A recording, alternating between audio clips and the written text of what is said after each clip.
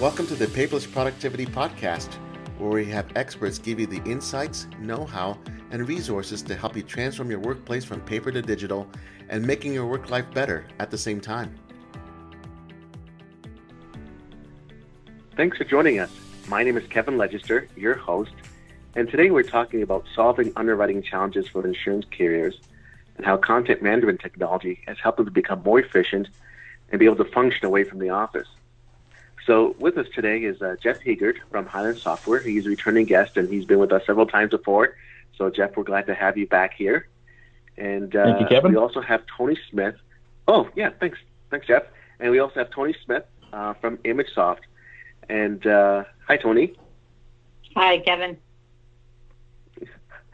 And both of our guests today have worked in the insurance industry, but they now have both gone to the dark side, working with technology firms that partner with insurance companies of all stripes. So Jeff, we'll just kind of kick off the discussion with you. What's the biggest things that underwriters are concerned about and tasked with, as part of their jobs?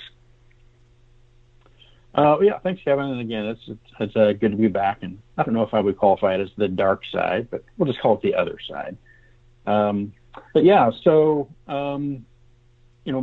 this some of my comments are going to try to be applicable to all insurance lines of business.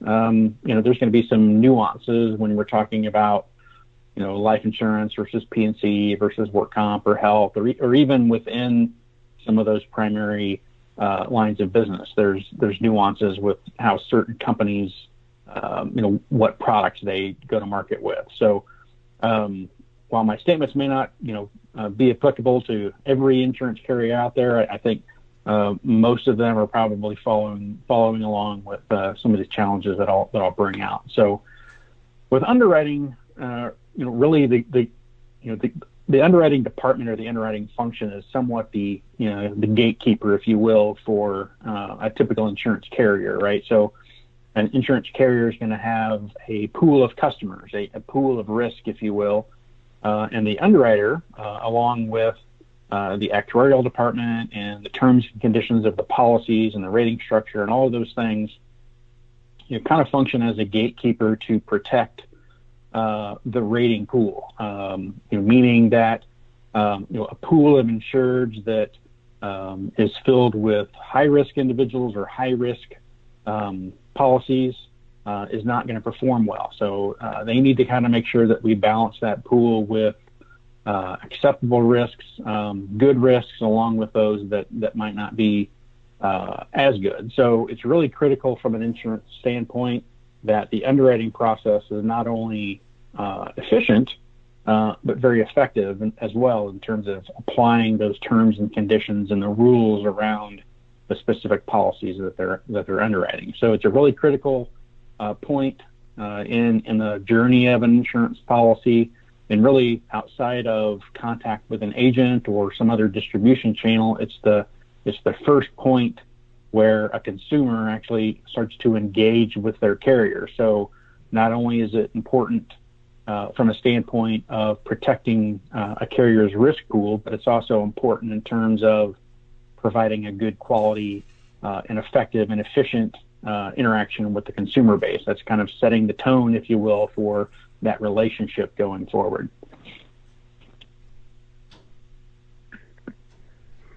So it sounds like to me that getting the right information in front of the underwriter is critically important.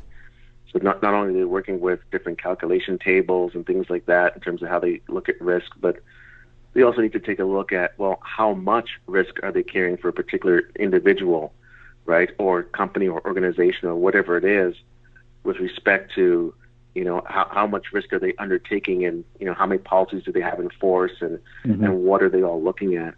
So and I know Jeff and Toni, you guys both have worked, with insurance companies and gone deep into, that process and taking a look at that. And, what are some things that you guys have done, or something that you guys have seen that really helps to get the right information in front of these underwriters so that they can make these good decisions, for their firms? Sure. Yeah, that's a good question. Oh, yeah, go ahead, Toni. Okay. I was just going to kind of take the life side on that question, Jeff. and say that a lot of life companies have gone through a lot of line of business applications, and so it's very critical for them to understand other life policies or other relationships that have life policies when they're underwriting a policy that's coming through at the current time. And we've always found that because OnBase has such an open architecture and because it's so good at bringing disparate systems together, that we're able to, get those calls and bring all of the policies together into one view for the underwriter so that they're able to see past, present, and then therefore try to protect the future. So that's just one approach for the life side. But Jeff, I think you were going to say something.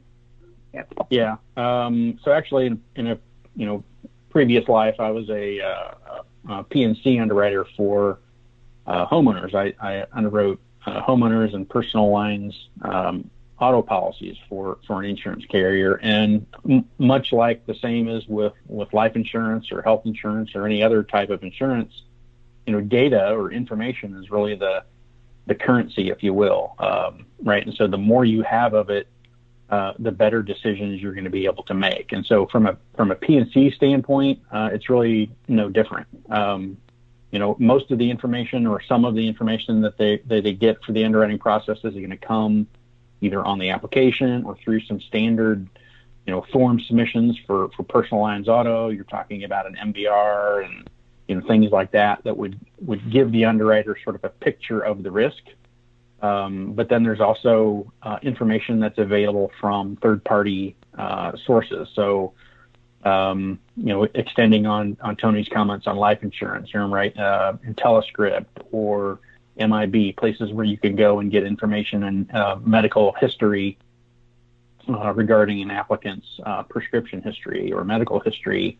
Much like in the way of an MVR, you can get a history of, person's traffic citations or accidents. You can run what's called a clue report, a commercial loss underwriting exchange, right, that shares historical information about people and vehicles that have been involved in accidents. And so, really the challenge for an underwriter is how can I get all of that information related to that specific risk so that I can make an informed and educated decision on whether or not this is a risk we want to accept into our risk pool. And so,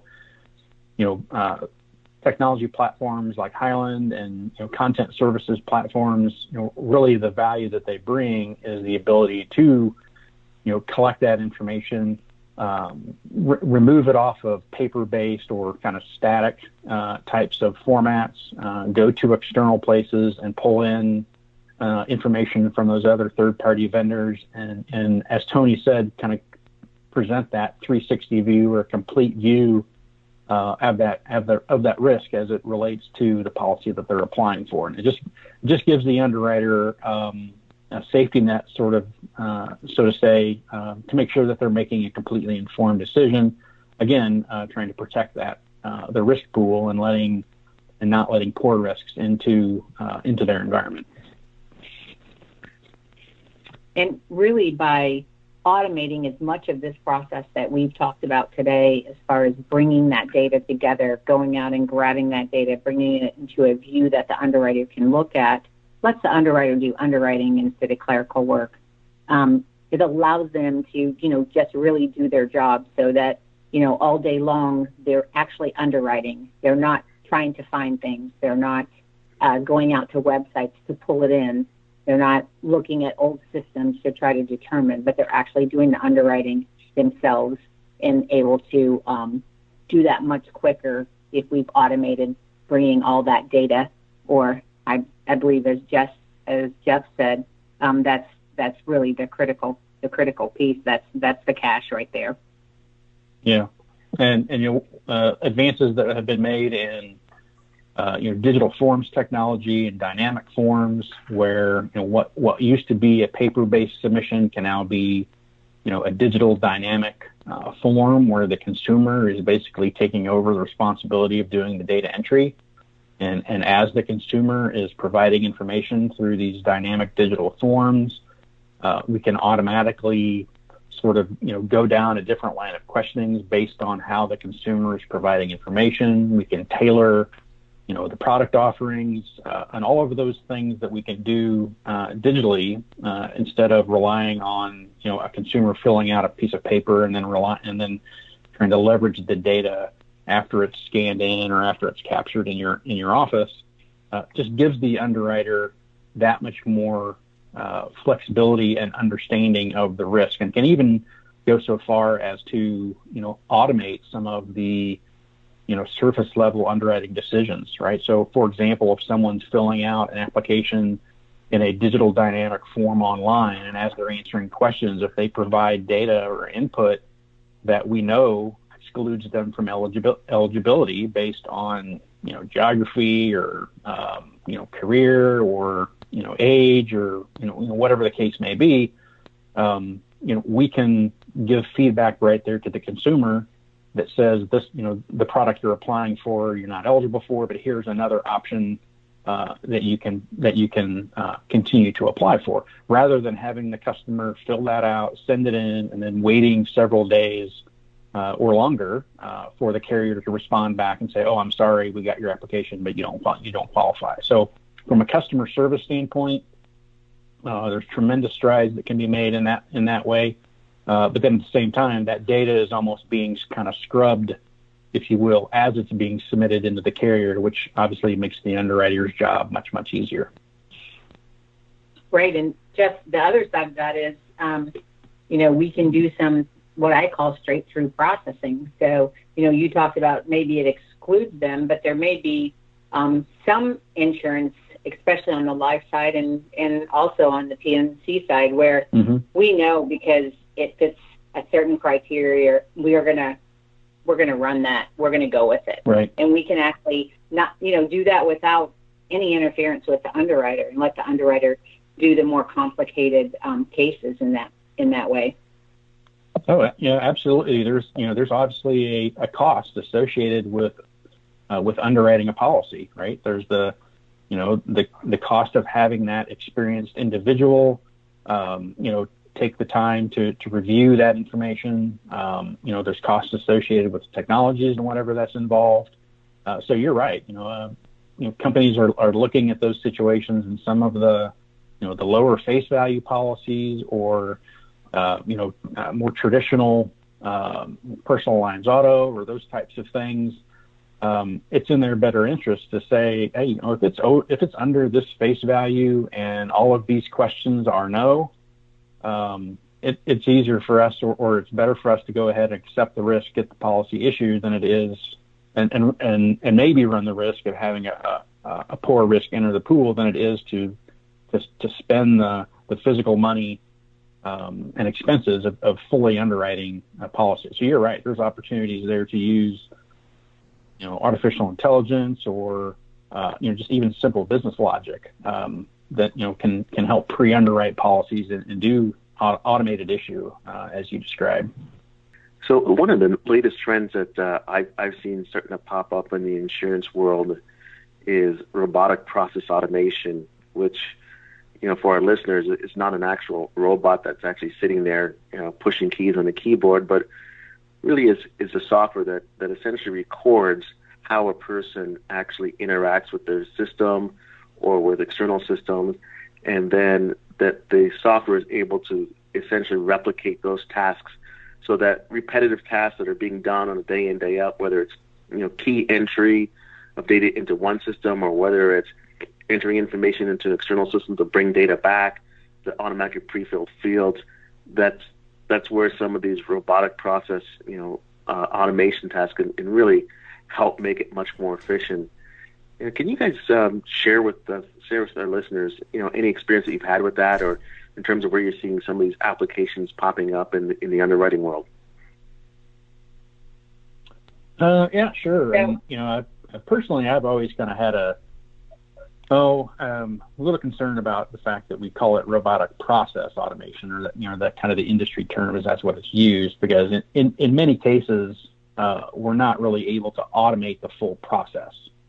We can, as you kind of alluded to, we can pick out tasks and activities that occur during the process that are repetitive that we can use technology to automate. So the example you gave, right, is if every time an application comes in, someone has to go out to an external website and enter in a person's social security number and download a report of some kind. Take an MVR, for example. If I go out to any of the state Department of Motor Vehicles, if I want to run an MVR on a particular applicant, I go out to that website, I enter in a driver's license number, and it gives me an MVR report that I download and make part of the underwriting file. Well, those are tasks that an RPA or a robotic agent can be configured to do. If all that's required is if I can get the data, I can get the driver's license number from data off of the information that was submitted on the application, and I can then mirror the keystrokes that a human person would do to go out to these Department of Motor Vehicles to download the report, and I can just replicate that through a quote-unquote robot. So it's opportunities like that where you can kind of look at the end-to-end process. I gave a PNC example. Toni may be able to give a life one, or I can, but those are opportunities where we may not be able to fully automate the entire process. We can certainly look for tasks and activities that occur within that process and automate those. And Toni made a good point about putting the underwriter in a position to where they're able to do the underwriting, right? That they're not having to go out and, I'm just collecting data, or I have to go and, build out the file with all these other pieces of information and input before I can actually do the underwriting. If we can eliminate some of the clerical tasks, if you will, around getting a file ready to be underwritten, then everybody's going to be better off for that. So I saw one carrier that actually, they had a really great rules engine, but they didn't have a really good way to get the data into the rules engine. And it was kind of disparate from their normal system. And they wanted to use kind of different rules for different products. And they just didn't have a way to get that in. And they used Robotics basically to take information from that application, feed that data that they got there, feed it with actually Robotics instead of having somebody do that data entry, and then get a value back of or a decision, I guess, instead of a value, it was a value, but a decision back from the rules engine to make that. So yeah. I've seen that there. I've seen it, as Jeff said, out third-party systems, really big to get or to enter information into as well. If you're ceding off insurance, and you need to get, somebody from the person that you cede to some kind of answer, you may go out to their website and use Robotics there as well. I think we're just touching the tip of it, to be honest with you. I believe we're going to see this explode over the next few years. And we'll start with small things and then see some larger things. And I don't know, Jeff, if that's your prediction, but I think we just are barely scratching the surface. Oh, yeah, I agree. I think, more and more companies are beginning to adopt the technology. And they're doing so in, these small little task-based types of things. And as they're getting used to the technology and what it can do for them, they're starting to expand their use cases. So I agree, we're sort of at the beginning stages of it. Obviously there are, some carriers that are ahead of the game and maybe have been doing things for several years now and have maybe, adopted RPA and AI and robotics throughout their organization, in a more broad capacity. But I think predominantly we are at the very beginning of this, of that technology beginning to take over. And I think it's just going to get more and more use as companies get familiar with it and start to look at their processes in more detail. And wherever it is that they're moving data from one system to another is ripe for opportunity for them to use RPA to do that instead of human capital. And what about Jeff? Certainly be a... Sorry, Jeff. Have you seen any in the agency world where the agency, you know how often the agency will have their own software, especially the larger ones, that and they write with several carriers and, you know, kind of just go out there and shop insurance for their clients. Have you seen Robotics used at all for that shopping where they're, you know, doing the entry into the carriers using Robotics? I don't know that I could say specifically if they're using, you know, RPA or, you know, a robotic process technology, but the use case is very much alive and well. There are vendors that are solely dedicated to the idea of helping agents and brokers capture a client's data and application data one time, and then repurposing that data to submit applications to multiple carriers. Right. Sure. And so that's the use case right there, is if I can collect data once and use a robot or technology to then take that data and re-enter it in, you know, 2, 3, 5, you know, other different, whether it's a website, a portal, or you know, another source that I can go ahead and submit applications for an individual to multiple carriers, then that's going to make it a lot easier than having the agent do that, you know, 5 times. I think so too. Yeah, I actually had experience with that. In a previous life, I was working with a RPA solution that actually logged into an online site that was, you know, basically one of these old mainframe type sites, where it logged in, went through 10 different screens to actually grab data from each one of the screens, specific data, and return that information all back to pre-fill a form. And it did that in about a half a second, which is actually quite amazing, considering that it would usually take, you know, about 5 minutes for a keyer to do that, and be able to speed that process up dramatically, you know, definitely improve some of the throughput with processing. So I do think that we're going to be seeing a lot more of this, because it definitely is an area where, you know, insurance companies, especially when you think about insurance companies, you know, 2 companies offering, you know, a life policy or a automobile policy, and if you're insuring the same person for about the same price, you know, where does your profit come in?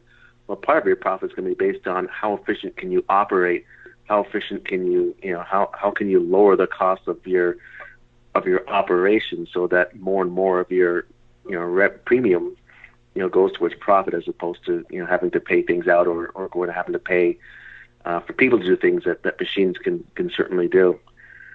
Right. And if you think about that, Kevin, sorry, I just want to go back and make a point on that, is that, you know, we talked about, you know, independent agents and brokers taking advantage of things like RPA to, you know, speed up the process of submitting applications to multiple carriers, right? And that activity right there is what's making it so critical for the underwriting part of that carrier to get that information and get their underwriting process as turned around and as efficient as possible, right? So it's kind of a catch-22, right?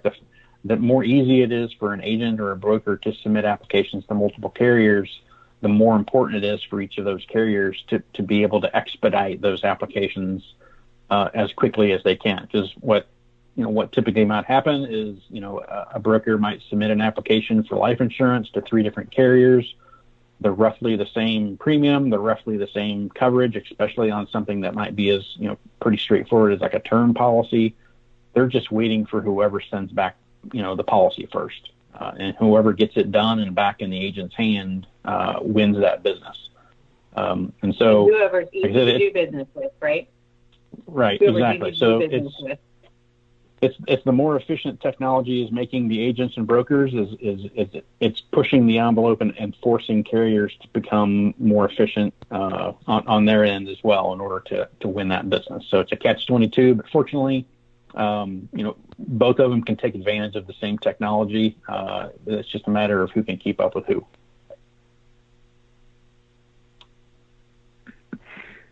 And since you brought that up about talking with, you know, with agents and individuals submitting policies and getting that return first, you know, in the underwriting process, it's typical that or it's not unusual, the underwriter might require more information from either the agent or from the applicant themselves. How has technology, or what are some things that you guys have seen that it's really helped to facilitate that communication, the submission and receipt of documents, and that going back and forth? Which, if an underwriter who could be working with a high number of policies, that could be something that'd be kind of tricky to follow up with and keep track of, and especially in our world today where a lot of people are having to work remote, and so receiving a paper document might not be the most conducive way to conduct business. What are some things that you guys have seen that it does really help to smooth that process out? Yeah, so I think what you're describing there is basically how are they managing the not in good order and in good order challenge, right? So anytime there's a submission of an application, there's a likelihood or a chance that application is not going to be in good order, meaning that a field was not completed, or a section of the application was not completed, or there's a missing form that was supposed to come in, or something like that. Something is missing or not present that makes that application not in good order. They're unable to move forward in the underwriting process. And so the challenge is, one, what do they do when that occurs? How can they quickly get that application in good order by requesting and receiving the information that's required? Or B, how can they ensure that more applications are in good order when they're submitted? And this kind of goes back to what we talked about earlier in some of those dynamic digital forms, right? Using a dynamic digital form, you can almost assuredly guarantee you 100% of applications are in good order, because you build in rules that dictate this field has to have a value in it. It has to have a value that's numeric. It has to be this, that, and the other thing. And you can build logic in there to ensure that what's being submitted is in good order. And if they're in a particular state applying for a particular coverage, you can feed the consumer, you're also going to need to submit this form, and this has to come with it. And so that is one thing that's helping eliminate the problems of not in good order. On the other end, if things do come in paper or traditional distribution channels, and they are not in good order, carriers are taking advantage of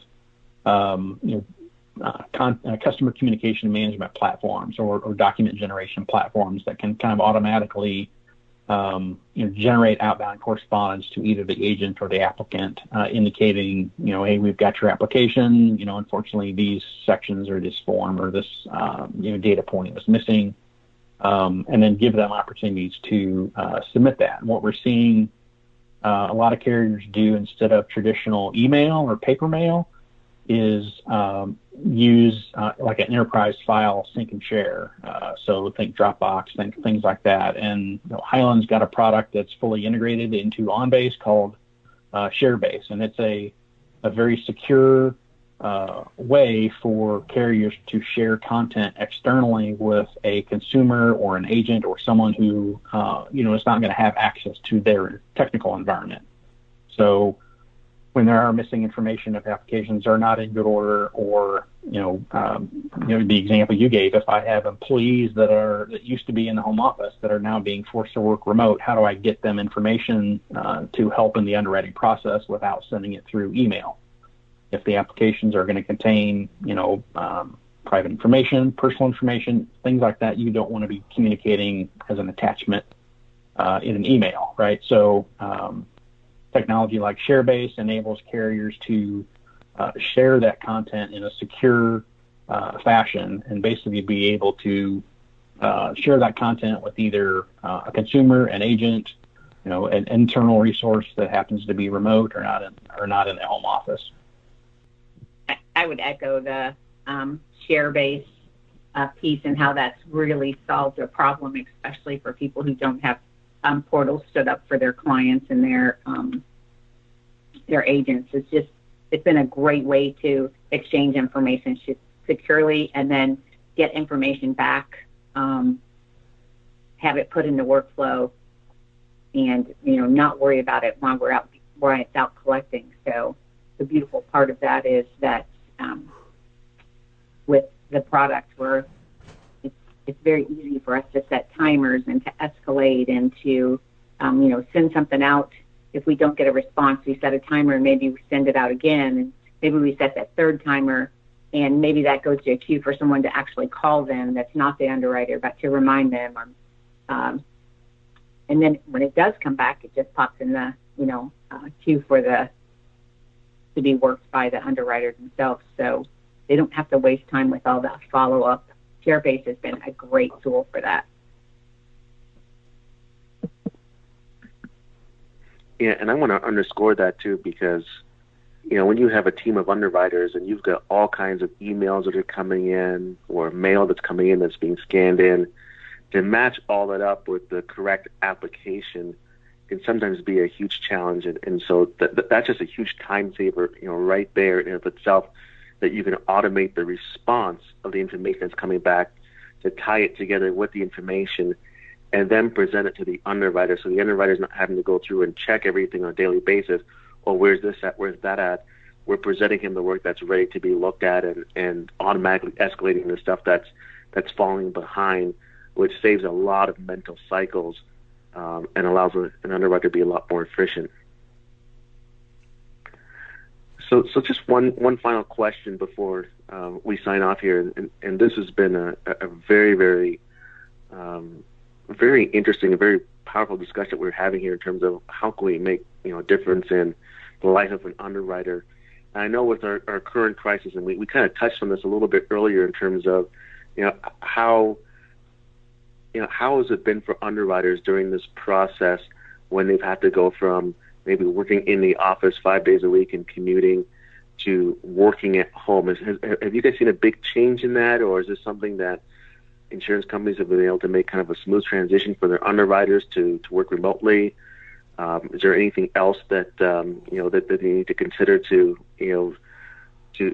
think about this, and maybe even not for what's happening today, because everybody's kind of scrambling and they're coming up with workarounds, but maybe there's some things for the future that they should consider, so that when we get back to this type of position, it's a much smoother transition for that. Toni, Jeff, you guys have anything to share along those lines in terms of what can somebody do today or think about for tomorrow? That would be great. So my largest carrier that we look at really has been working from home for quite some time. So I don't believe that underwriting was where they scrambled as much. I'm sure there are other carriers, though, that scrambled a lot more. It depended on where they were. But I think for a long time, insurance companies have tried to not limit geographic location to get talent into their doors. And so I think we kind of approached this hurdle maybe several years before now. And so this might not have been as big of a problem in the underwriting space, or maybe insurance as a total, as a whole. But for sure in the insurance, I would say. Jeff, I don't know what your experience has been. Yeah, I would agree with that. I think the underwriting role specifically, I think maybe apart from some other roles that are in a typical insurance office, lend themselves to remote work maybe more so than others. So I agree. From what I've seen, most carriers that we've interacted with, some portion, if not all, of their underwriting staff is remote. Mainly, like the point you made, is that there's a strain and a challenge of talent acquisition in the insurance industry. And so when you find an underwriter who just happens to live in another city that is a qualified candidate for what you need, you don't want to limit your ability to leverage that resource just because they live in a different city. So I think Toni's right in that from an underwriting perspective, I don't know this particular situation is really impacting them all that greatly. But I would say that maybe the challenge is going to be that that field underwriter or that remote underwriter no longer has an 800 number to call to get access to home office resources. Those home office resources that used to all be in the same building are now scattered around in their homes. So maybe the challenge might be on how they're being able to interact with, their contacts or those folks that they're normally interacting with.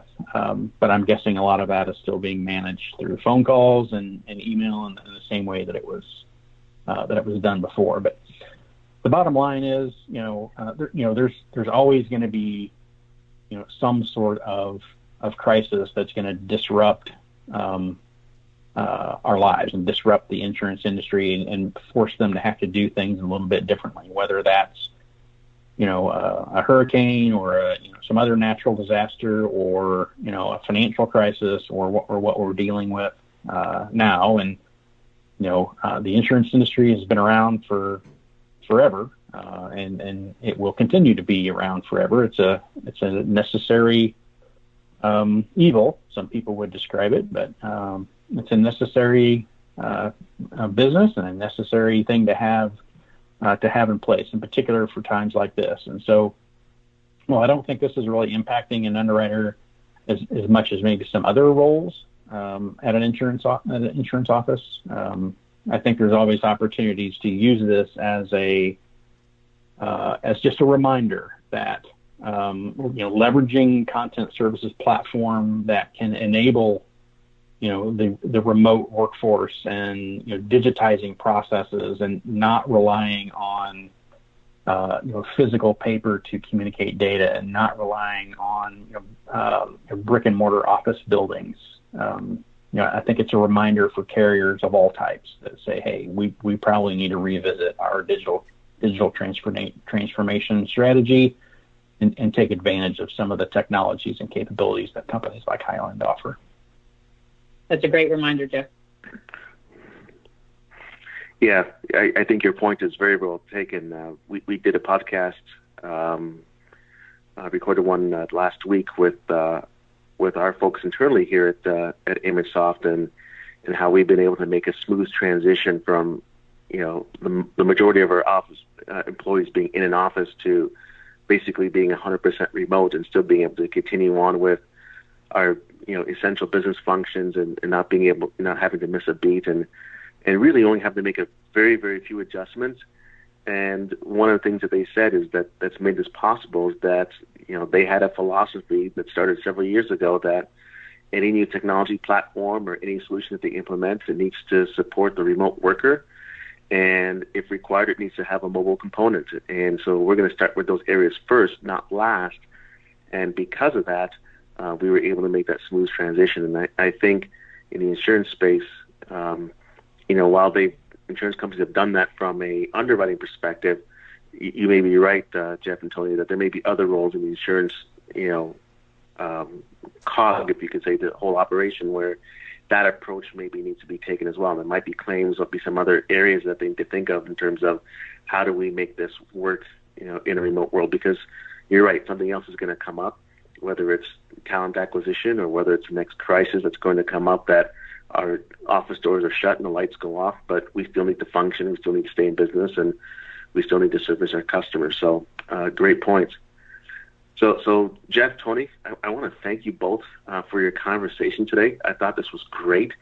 I'd love to have you guys both back on again for some other subject. I don't know, but you guys had so much rich stuff to share. So, thank you both for joining us today.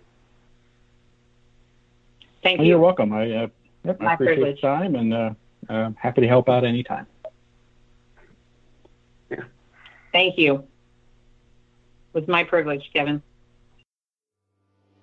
Thanks again for joining us on this podcast. And if you haven't already done so, be sure to subscribe to Paperless Productivity, where we tackle some of the biggest paper-based pain points facing organizations today. We'll see you next time.